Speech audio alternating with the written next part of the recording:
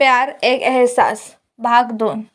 अभी इस बात को 4 दिन ही बीते होंगे कि उसका मैसेज आ गया। किसी ने सच ही कहा है कि कोई अगर किसी को शिद्दत से चाहे तो सारी कायनात उन्हें मिलाने की साजिश करने लगती है। और ऐसा ही हुआ। इस बार वह अपने को रोक न पाई। मन में उसके बारे में जानने की उत्सुकता जागी। मैसेज का सिलसिला चलने लगा, जिससे पता लगा कि वह पुणे में अपने परिवार के साथ रहता है। फिर मोबाइल नंबर का आदान प्रदान हुआ। इसके बाद प्राइवेट बात होने लगी। उनका मुख प्रेम मुखर हो उठा था। पहली बार शैलेश की आवाज़ फ़ोन पर सुनने कर कि कैसे हो नवयौवना सी उसके दिल की स्थिति हो गई थी। उसका कंठ भावातिरेक से अवरुद्ध हो गया था। उसने संकुचाते हुए कहा, अच्छी हूँ। तुम्हें मैं अभी तक याद हूँ? मैं भूला ही कब था। जब उसने प्रत्युत्तर में कहा तो उसके दिल की धड़कन बढ़ गई। उसने पूछा, फिर पत्र लिखना क्यों छोड़ दिया? तुम्हारा एक पत्र माँ के हाथ लग गया था तो उन्होंने भविष्य में तुम्हारा मेरा संपर्क में रहने का दरवाज़ा ही बंद कर दिया और मुझे अपना वास्ता दे दिया था। उनका इकलौता बेटा था।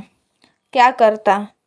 उसने सीमा से कभी भविष्य में साथ रहने का वादा तो किया नहीं था।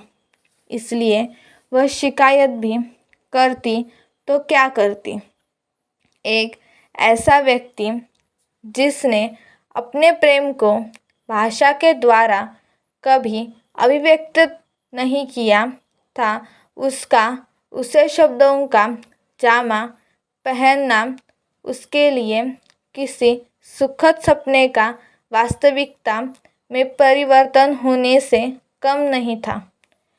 यदि वह उससे बात नहीं करती तो इतनी मोहक बातों से वंचित रह जाती।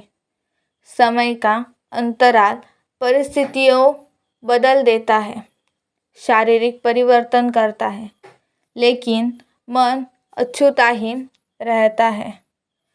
कहते हैं हर इंसान के अंदर बचपना होता है, जो किसी भी उम्र में उचित समय देख कर बाहर आ जाता है।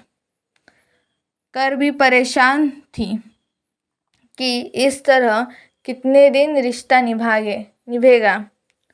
इसी ओह-पोह में 5-6 महीने बीत गए। दोनों ही चाहते थे कि यह रिश्ता बोझ न बन जाए।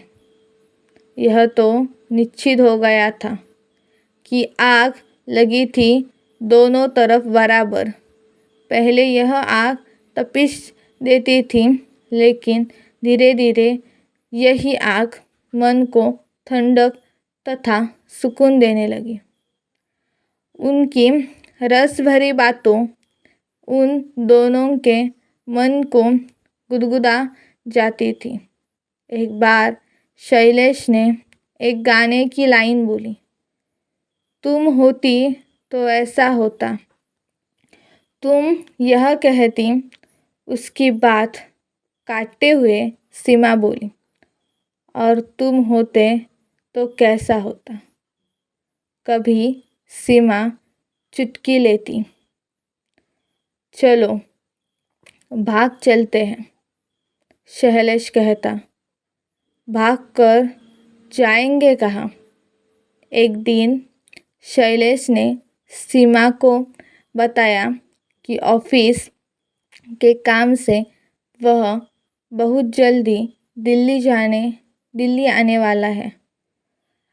आएगा तो वह उससे और उसके परिवार से अवश्य मिलेगा। यह सुनकर उसका मन मयूर नाच उठा।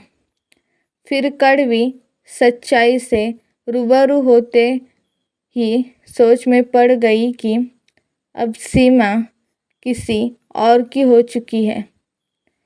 क्या इस स्थिति में उसका शैलेश से मिलना उचित होगा? फिर अपने सवाल का उत्तर देते हुए बुदबुदाई कि वह तो क्या हुआ, समय बहुत बदल गया है। एक दोस्त की तरह मिलने में बुरा ही क्या है।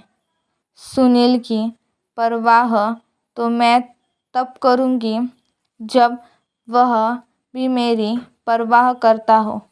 खुश रहने के लिए मुझे भी तो कोई सहारा चाहिए।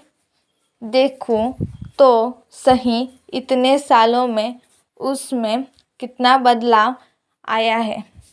अब वह शैलेश के आने की सूचना की प्रतीक्षा करने लगी थी।